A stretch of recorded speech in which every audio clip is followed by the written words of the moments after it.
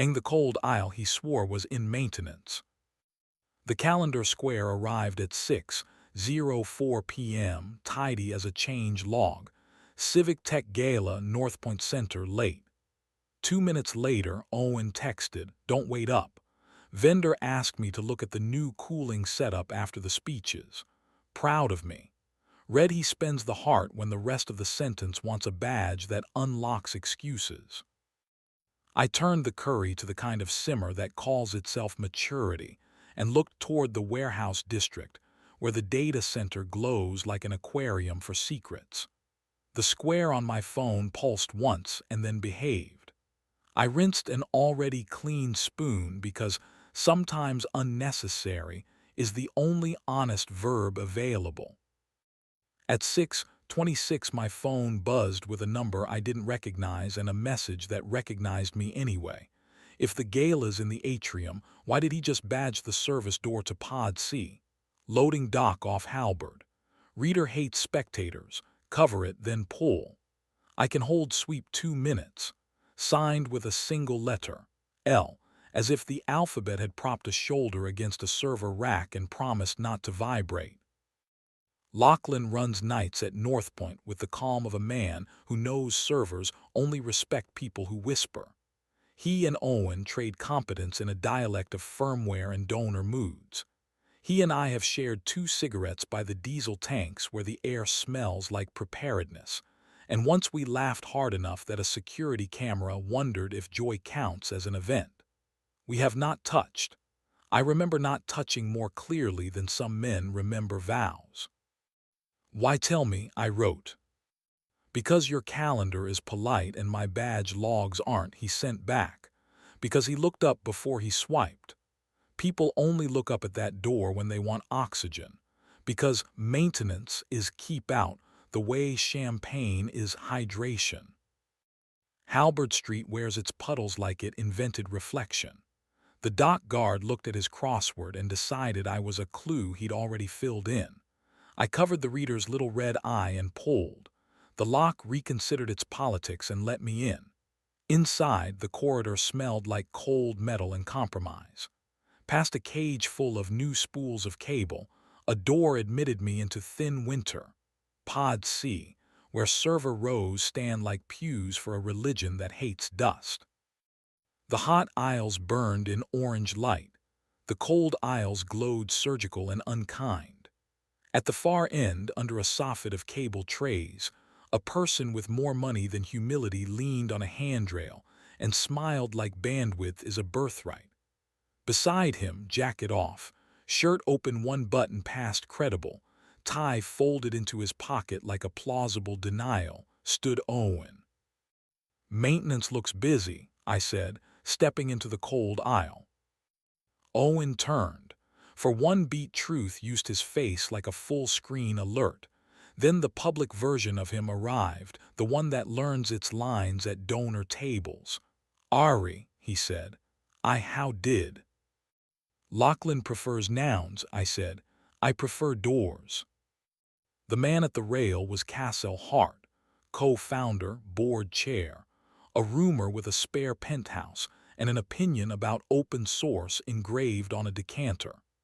His 2 fingers rested on the steel like gravity recognized his subscription status. He let his hand hover near Owen's wrist without landing, because proximity photographs better than contact when your brand buys access and invoices discretion. "We were discussing uptime," Cassell said, in the smooth tone of a man who has never waited in a support queue. "Philanthropy likes to feel the hum." "I prefer hum that doesn't need an audience," I said. Owen took 1 step toward me and gave the second back to the tile. "We were reviewing the new liquid loop," he said. He wanted to hear the pumps without floor noise. "Sound is persuasive," Cassell said. He lifted both palms like parentheses that could afford to be tasteful. 2 minutes. The sweep is punctual, so am I. He drifted to the end of the aisle where a glass door looked in on a humming little ocean, coolant flowing through transparent lines like veins that enjoyed being observed. As he passed, Two fingers tapped Owen's shoulder. Punctuation, not possession. The server fans pretended not to eavesdrop. Owen watched me the way men watch weather when they hope the lightning has chosen another horizon. "I was going to text you," he said, lower now, using the register he keeps for mornings and the soft under my jaw. "After. I wanted to know I could leave this room without it correcting our story." "You wanted to be caught," I said. "Not punished, caught." He let a breath out. The cold aisle filed it under thermal event avoided. "Yes. There is a temperature at which grammar resigns." I closed the distance and put my mouth on his because steel deserves honesty and algorithms deserve witnesses. He kissed back with the relief of a man who has been paying interest on restraint, compounding nightly. He tasted like Gala bourbon cooled by machine air.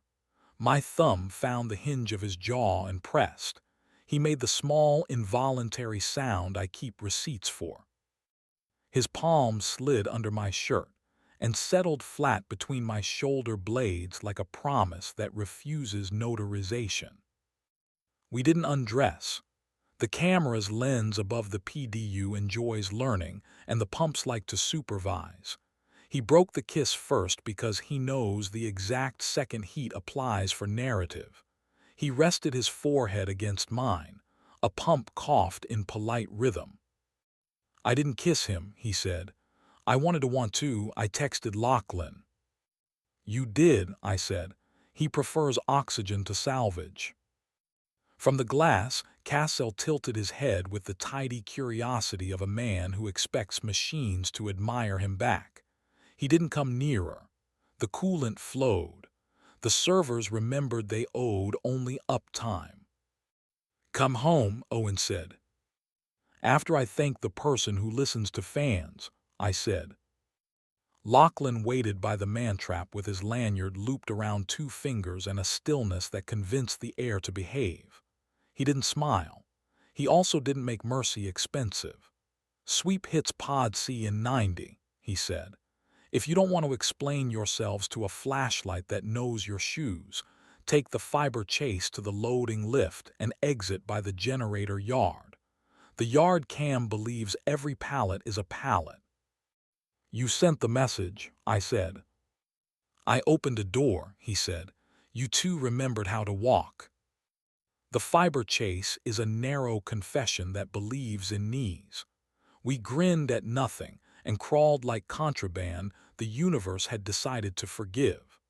The loading lift sighed us into night where diesel tanks held their breath against imagined disasters.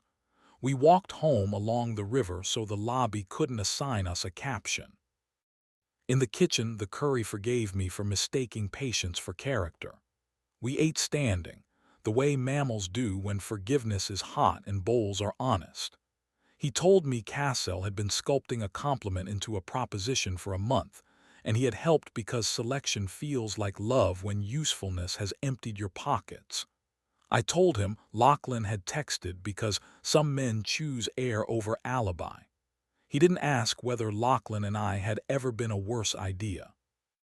I didn't describe exactly how the blue light from a rack gives Lachlan's mouth the grammar of a boundary I could live inside. We didn't fight. There wasn't a theater left to sell. Later, in bed, we left a sliver of cool like a reservation and then let it surrender because the night had already billed us for restraint. He kissed me with the steadiness I trust more than policy. I put my mouth where his jaw goes humble and told it a morning. It was heat without spectacle. The building minded its radiators. Across the river, the data center practiced neutrality and politely forgot our names. He fell asleep with his hand on my wrist, not as proof, not as claim, just counting the animal we've decided to keep. Morning behaved. Coffee made its case. Sunlight sifted across the table like permissions no one else could grant. The calendar square for tonight stayed blank, which in this city is the kink we can afford. Owen tied a tie over a throat I intend to retire with patience and kissed me like the door already knew our names. He left to explain resilience to people who love the word because it lets them confuse damage with character. At 9:13, a text arrived from a number saved under one letter. No Pod C cams saw anything but tray cable. I looped a pump diagnostic for 20. Consider it training. L. I sent, you're very proud of your curriculum. He replied, I'm proud of your exit. No punctuation correct. By noon, a tech blog posted a photo of Cassell grinning under a neon sign that spelled scale with more confidence than comprehension. The caption applauded stewardship, partnership, all the ships people invent when they want to own a shoreline. I scrolled past. It wasn't our room. At 1:28, Owen sent a picture of our kitchen table with the plant we keep refusing to let die basking in a sincere rectangle of sun. Room exists, he wrote.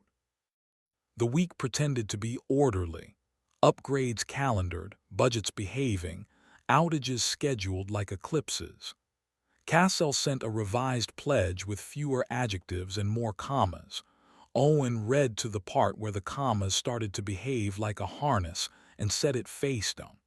He pressed his forehead against my temple for a quiet 7 count and let air return to its vocation. 2 nights later, Northpoint hosted a community cloud tour, honest wristbands, real families, kids learning that blinking lights aren't applause. We went together, because sometimes the correct grammar is plural. Lachlan nodded once from the NOC like an usher who had already chosen a side. Cassell shook Owen's hand under a wall of dashboards that made uptime look like a sunset. A reporter asked about legacy. Owen pointed toward a technician kneeling to show a teenager how to reseat a tray without offending dignity and said, "Legacy is what keeps rooms gentle," and the reporter wrote it down like she'd earned a truth. On the walk home, we cut across the floodwall where the river tries on the city's face. Owen slid 2 fingers into my back pocket in the way that says not mine but here, and the night behaved like a friend who knows when to look away. We oversalted dinner and ate it anyway. At the bedroom door, he kissed me the way good sentences land, without ornament, unavoidable. I answered as if verbs were the last honest currency. It did not stay tidy. It never does here. An anonymous account posted a grainy still of 2 silhouettes in a cold aisle, one hand too near to be polite. The caption invented entanglement, the comments rented outrage and billed per breath. I set my phone down next to the plant and watched the plant win. Owen texted me a different image. Pod C at noon, Lachlan explaining a thermal sensor to a young volunteer while a graph confessed contentment. Our version works for a living, he wrote. Sunday brought rain like an apology. Lachlan texted, pods are quiet. Want a chair where nobody sells you a seat? We went. He poured us paper cups of coffee that tasted like competence and showed us which breaker lies first, why you never trust a door that apologizes, and the exact cough a pump makes before it decides to tell the truth. He didn't flirt with anything, not even the truth. He stood with his hands in his jacket pockets and told us a joke about rich men who think redundancy is a metaphor. I liked him better for refusing to be necessary when he didn't need to be. The following week, the foundation staged a press event to announce community computing hours for students. Owen spoke first, about bolts and volunteers and the joy of maintenance, the only speech that ages correctly. Cassell promised to help the city meet its future on time, a sentence that managed to spend nothing and still earn applause. After, he shook Owen's hand and then looked at me with the careful respect of a man evaluating whether he cannot purchase. "You're both very good at exits," he said. "Practice," I said. He laughed because it was the only honest line left on his card. A columnist with a talent for adjectives implied Owen's influence came courtesy of Private Tour. The piece included a photo of a server row that could have been any row and a paragraph that could have been any rumor. The comments did their choreography. I took the plant to the sink and let water talk to its roots like a promise we could keep. That night, we turned our phones face down and cooked like people who still believe heat tells the truth. Midweek, weather moved through like a deployment, loud and opinionated. On a wet Thursday, Lachlan texted a single word, weather, and we met him by the generator yard where rain argued with steel. He showed us which drain floods first, where to stand when lightning auditions for route access, and how to hear the faint stutter that means a UPS is about to forget itself. He didn't ask about the photo. We didn't say his name out loud. 3 people wide under a corrugated breath. We let the storm remove adjectives we didn't need. Life kept being itself, unbuyable, unsimple. Cassell kept sending commas that wanted homes. Owen kept returning them with better ones. The plant kept inventing a shade of green that made vanity look domestic. We kept our calendar squares blank on purpose because blanks are the only promises rooms respect. Sometimes, near midnight, we walk past North Point. Through the glass you can't see the cold aisle, only a lobby practicing virtue and a poster that says trust the process like it has ever met one. That's as it should be. We circle the block and go home without letting the building perform at us. He takes my wrist like a man reteaching himself the grammar of doors. I think about the cold aisle and the 2 minutes that were enough, about how some rooms try to own you and others teach you how to leave correctly. Sometimes I think about Cassell paused in the machine light like a man who wants to buy air and discovering it doesn't invoice. Sometimes I think about Lachlan's line, I opened a door, and how it's the only biography I want for this version of us. Tonight's square is empty. We're leaving it that way. Let the data center keep its dashboards and the city its applause. We have the generator gate, a plant we refuse to let die, and the quiet grammar of a decision that knows where it belongs. Not in the rumor, not in the photo, but in the mouth that learned to say come home and mean it. If we get caught again, let it be by each other. The rest of the world can rehearse uptime. We'll be in the room that doesn't need it, counting breaths until they sound like steady fans, and a morning we can afford, and calling that enough.